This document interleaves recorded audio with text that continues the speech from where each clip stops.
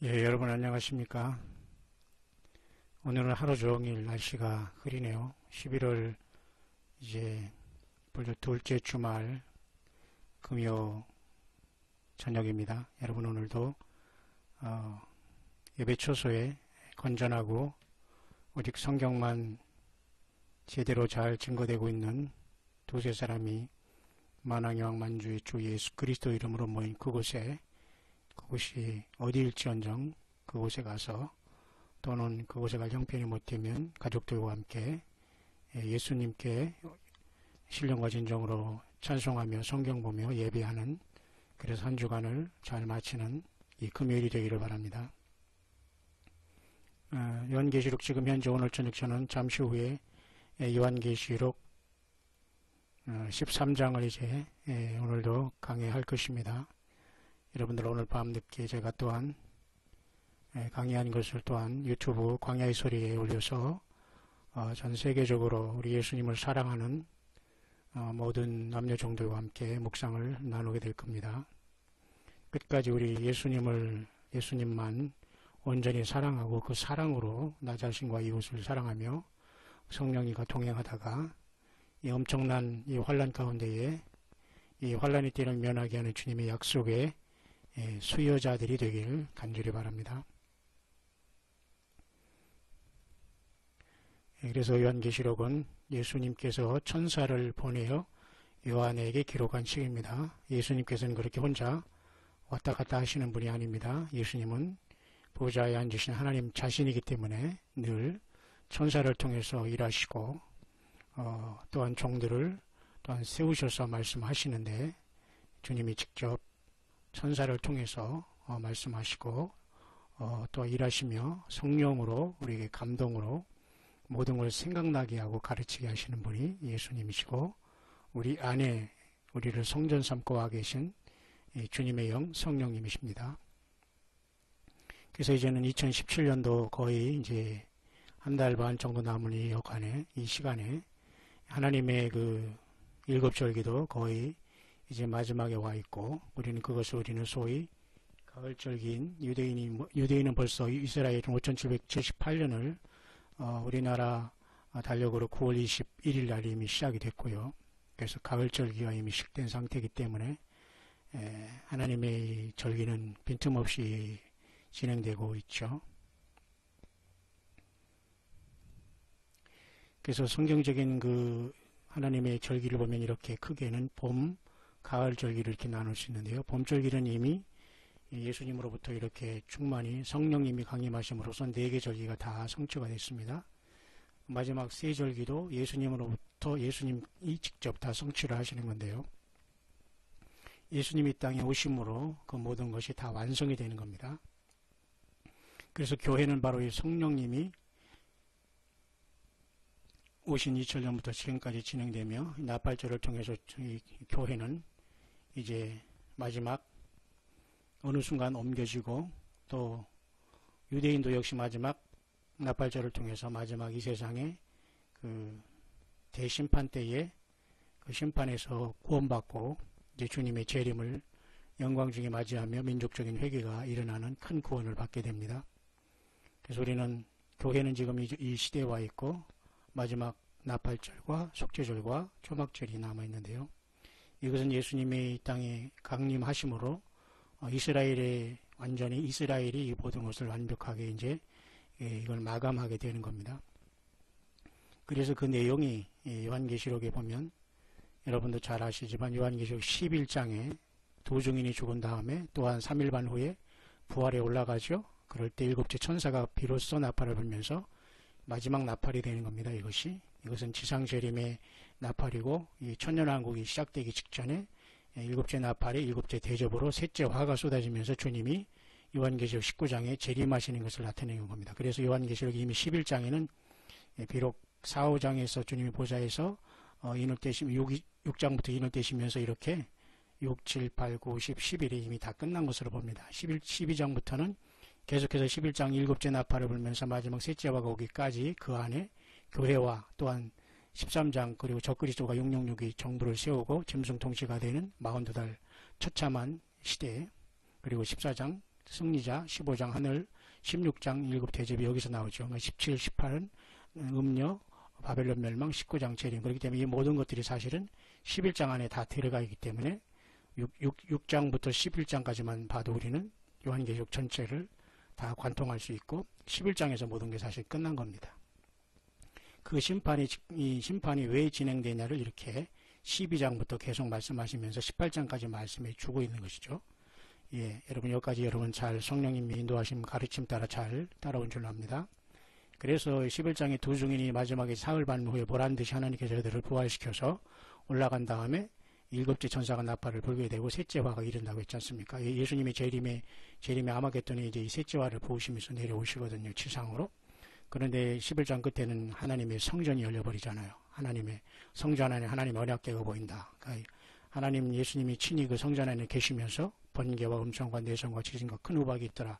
그러니까 최종적으로 하나님의 마지막 그 하나님의 분노와 진노를 이 땅에 쏟겠다는 그 모든 것이 두 증인이 이 땅의 마지막 1260일 후 3년반을 적그리스도의 그 환란 성전에서 저가 신이라고 하는 그 사탄 마귀의 그 모든 괴계를 끝까지 저항하다가 마지막 주님처럼 죽임을 당해서 사흘 반 후에 올라간 다음에 하나님의 성전이 열려버립니다. 자, 그런 놀라운 시간 속에서 우리는 교회는 먼저 어느 순간 이 환란 전에 사장이 하늘로 올라가 있고요. 이스라엘은 이렇게 7년대 환란을 통해서 그죠? 이 일곱째 천사가 나팔을 불 때 나팔조를 이루고 7월 10일 동안 거룩한 아주 하나님을 두려워하는 시간이거든요. 7월 1일부터 10일까지 그래서 속죄절이라고 합니다. 그래서 이 속죄절 기간 셋째 화가 떨어지면서 주님이 재림을 하게 되면서 대속죄일날 이스라엘이 민족적인 구원을 받으면서 주님이 지상 재림할 것이고 7월 15일인 5월 5일 지나서 초막절로서 이 천년왕국이 거의 시작되면서 70일 동안 이제 양과 염소를 나누든지 여러 하나님의 역사가 있는 겁니다. 그래서 70일, 75일 해서 결국은 1260일 후 3년반 플러스 75일에서 1335일이 다니엘 12장이 완벽하게 하나님의 절기가 이렇게 마지막 7번째 나팔로 이 땅에 완벽하게 이루어지는 겁니다. 하나님은 괜히 절기를 주신 것이 아니라 이와 같이 놀라운 주님의 재림의 비밀이 요한계시록 11장에 숨겨져 있고 이미 교회는 그 전에 요한계시록 4장에 하나님의 보좌에 올라가서 금면류관을 쓰고 흰옷을 입고 그 보좌에 앉아서 우리 하나님 아버지 우리 예수님의 영광을 드러내면서 새노래를 부르고 있는 것을 알게 됩니다. 그죠? 24장로들이 엎드려 세세토록 사시는 이에게 경배와 자기 면류관을 보좌 앞에 던지며 가로되어 그랬잖아요. 그래서 이런 영광의 찬양을 교회는 승리의 찬양을 하게 될 것입니다. 참 이러한 놀라운 시간이 저와 여러분들 와 있기 때문에 여러분 이 시대에는 정말 요한계시록과 성경을 많이 알고 무엇을 많이 외우는 게 중요한 것이 아닙니다. 정말 나는 순수하게 나의 죄 때문에 죽어주신 하나님의 아들 예수님 하나님 자신이 이 땅에 나의 죄 때문에 오시고 나를 그토록 사랑하신 것에 우리가 그것 하나로 우리 주님을 따라야지만 우리는 최종 승리자가 되는 것이지 그것 외에 다른 것이 우리 마음을 두고 있다면 우리는 가짜 신앙입니다. 여러분 여러분 영적인 정신을 잘 차리기를 바랍니다.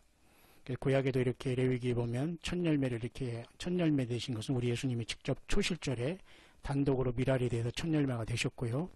우리는 주님과 더불어 이제 보리 추수의 첫 열매로서 주님의 붙은 자가 되어서 환란 전에 첫 열매로 보좌로 우리가 승리자로 이기는 자로 금초대 교회로 올라가게 되는 겁니다. 그러나 환란 가운데 또한 첫 열매가 있으니 그것은 처참한 70억, 75억의 인구가 죽어갈 때 많은 영혼들이 그곳에서 이제 죽음으로써 이제 예수님 앞에 생명을 드림으로써 영혼의 구원을 받게 돼서 요한계시록 7장에 수없이 많은 영혼들이 구원을 받습니다만은 그곳에서 14만 4천은 먼저 부활시켜서 주님이 환란 가운데 첫 열매가 유대인의 14만 4천이 되는 것입니다. 그러니까 여러분 이방인의 삶에서 아무데나 내가 줄을 서서 내가 14만 4천이라니 두 증인이라니 이러한 곳에서 나오시길 바랍니다. 우리는 절대 그렇게 해서는 주님을 만날 수가 없습니다. 성경 전체를 보고 요한계시록 전체를 보야지만 우리가 제대로 내가 설 수 있고 나를 어디에 불러주셨다는 걸 알 수가 있는데 이 주님이 이 땅에 분명히 계시록 19장에 이렇게 11장에 두 증인이 올라간 다음에는 셋째 화가 떨어지면서 주님이 이 땅에 오실 것입니다. 그래서 현재 이와 같이 여호와 일곱절기 중에 이와 같이 그죠? 4개 절기 6월절, 무교절, 초실절, 오순절은 다 성취가 됐다는 겁니다. 이렇게 이 세 가지가 바로 미래적이라고 했지 않습니까? 그래서 이걸 나팔절, 속죄절, 초막절이 미리적이라고 하는 것인데 이것은 모두가 유대인들에게 말하면 7월 1일, 15일, 7월 1일, 10일, 15일이잖아요. 그러니까 그 해마다 우리는 10월도 되고 9월도 되지만 어쨌든 하나님이 이런 시기를 통해서 맞춰 오실 수 있다는 가능성은 많이 있습니다. 그러나 이 모든 것은 하나님의 카이로스 시간대에 반드시 하나님의 방법대로 추출하기 때문에 요한계시록 보면 요한계시록 11장에 일곱째 천사가 나팔을 부는 것은 이 땅의 마지막 두 증인이 이제 부활 승천한 다음에 셋째 화가 이르는 걸 봐서 그날이 바로 나팔절이고 10일 후에 이렇게 그죠? 셋째 화로서 일곱째 대접이 쏟아지면서 주님이 이 땅에 오심으로써 이스라엘 백성들의 완전히 죄를 완전히 사하시고 그의 피로써 이스라엘 백성들도 모두가 죄사함의 구원을 받게 된다는 걸 알게 되죠. 그래서 초막절은 이렇게 어린 양의 혼인잔치가 되고 그리고 천년왕국이 시작되는 겁니다. 어린 양의 혼인잔치와 천년왕국은 절대 떨어질 수가 없습니다. 그래서 이방인에서 구원받은 교회나 유대인들이나 모두가 이때 다 하나가 되는 겁니다. 예수님 안에서. 그래서 가장 기본적인 그 타임라인은 이와 같이 교회가 여기 와 있잖아요. 그러니까 바로 교회는 이 환란 7년을 보지 않고 이렇게 먼저 올라간다는 겁니다. 하늘에 보자. 계시록 4, 5장이죠.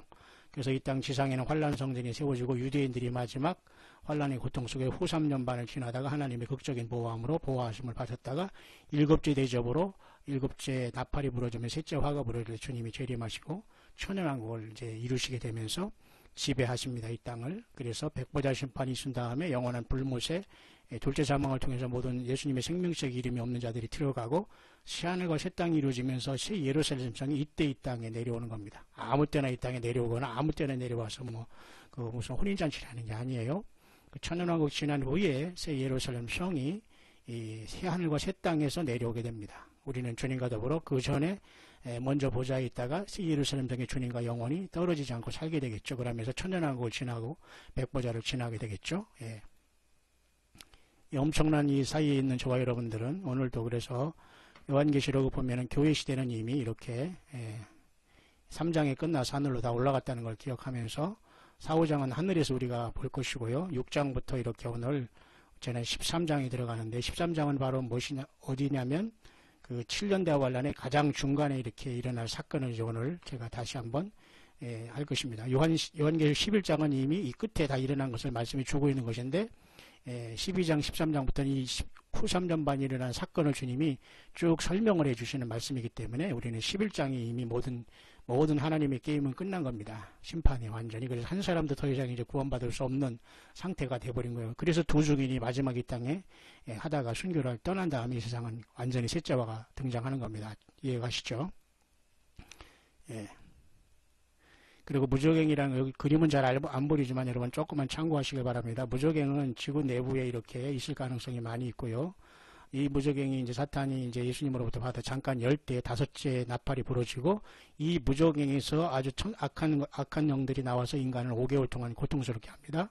또한 유브라데 강에 결박한 네 천사가 또한 나타나서 여섯째 천사가 나팔을 불 때 또한 2억의 군대로 인해서 당대 인구의 약 3분의 1인 약 20억에서 25억이 한날에 죽는 처참함이 발생합니다.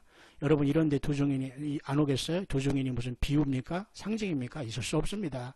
우리들도 이 하늘 보좌에 가 있는데요. 이 완전히 모든 게 무저갱이 열리고 하늘문이 열리고 천사들이 나타나고 지옥의 사자들이 나오고 악한 영이 나오고 용이 땅에 떨어지고 이 처참한 상황 속에서 여전히 여러분 세상에 잠들고 있습니까? 혹시나 박신합니까? 있을 수 없습니다. 여러분 예수님 앞에 살려달라고 주님 사랑한다고 고백하면서 성령님을 의지하시고 주님의 피로 여러분 죄사함 받고 여러분의 가정에 처음사랑으로 자녀들과 여러분이 주어진 처음사랑을 복귀하여 있는 곳에서 주님을 맞이할 준비를 다 하시길 바랍니다.